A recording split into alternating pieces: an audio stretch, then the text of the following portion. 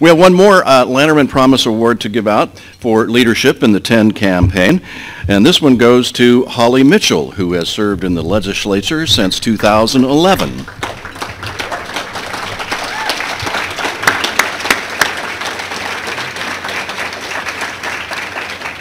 In 2014, she was elected to represent the 30th Senate District, which stretches from Century City to South Los Angeles. Prior to becoming a legislator, she headed California's largest child and family development organization, Crystal Stairs in LA, and lobbied in the Capitol for the Western Center on Law and Poverty. As chair of the Senate Budget Subcommittee on Health and Human Services last session, she took the lead, fighting for more funding for our community services, not just in public, but in the Democratic caucus meetings behind closed doors, where it counts even more. In Senator Mitchell's 6 years in the legislature, she's earned our Leadership for Change Award, our Courage Award, and now our Lanterman Promise Award. We're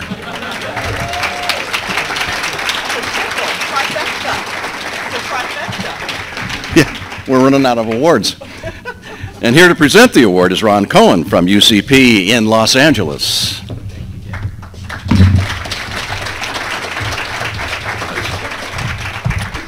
So it's my pleasure and my honor to present this award to Senator Mitchell. UCP of LA has a number of programs in the Senator's district. We have an art gallery, a day program, a HUD 811 affordable housing project that we have there. She's visited all of them. She's talked to the participants that live there and play there and do their art there. She's talked to my staff. She's opened her office to myself and some of my colleagues in the room here today. She's welcomed our families to come talk to her. She's been there for us. Dick mentioned that she was in the human service business. She ran a very large human service agency. So she gets it. She feels our pain. She's walked in our shoes. In 2015, Senator Mitchell stood on the floor of the state Senate and she said, "This budget picks winners and losers, and it appears to me that poor people in California and their children continue to be on the losing end of this equation. And I say no more. I will not vote for this budget." And she alone defied her own party's powerful leadership and did not cast her vote for that budget. And last year, as the chair of the Senate subcommittee, Senator Mitchell put her values in action, working tirelessly to make the budget process work for the people who most need it, the folks we serve. So Senator Mitchell, on behalf of all those who all they ask for is the dignity and respect that they deserve, our heartfelt thanks. Thank you. Thank you.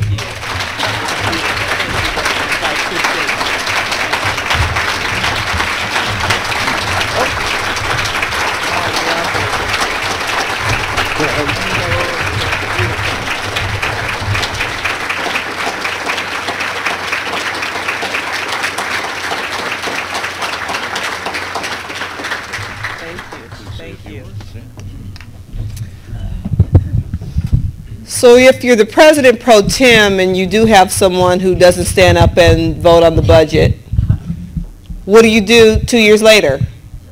You make her budget chair.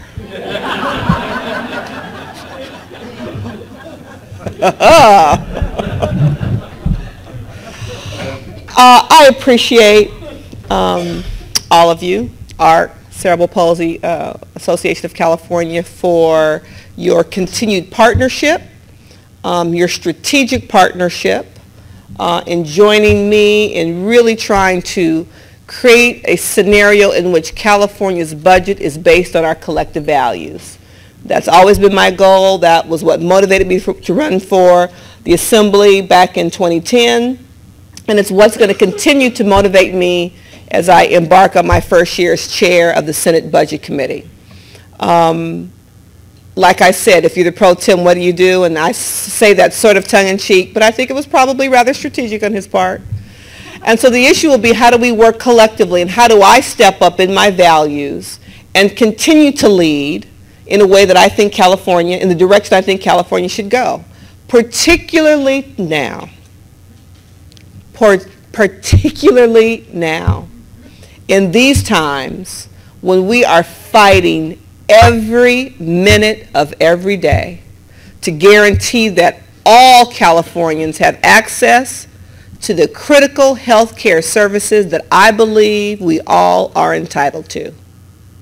That seems to be a foreign concept to some of our leaders at the federal level, which is going to require that our collective resolve be even stronger.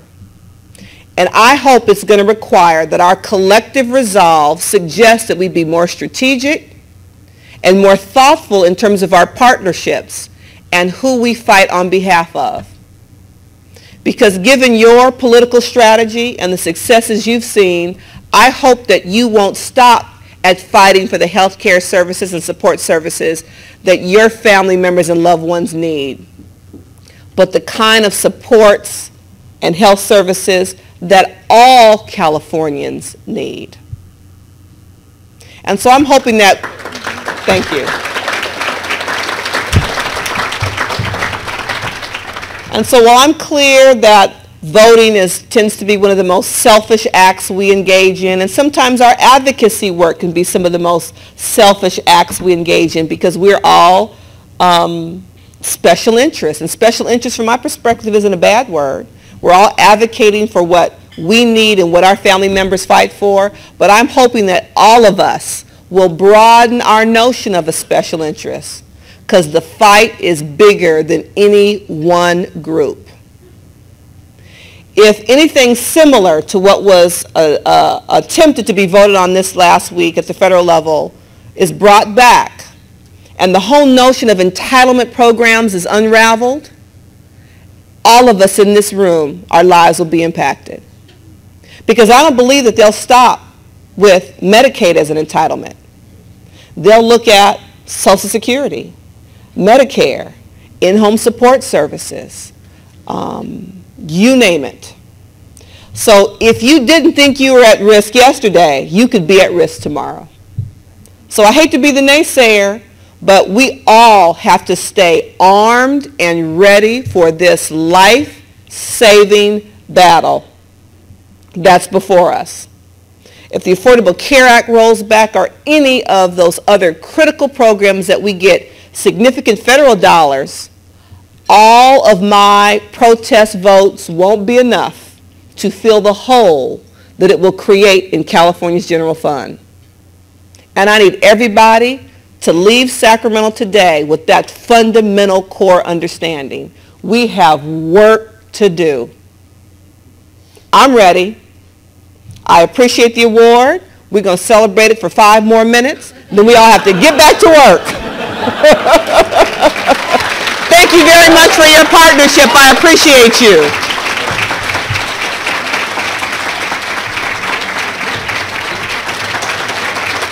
Thank you very much. I appreciate it. Thank you.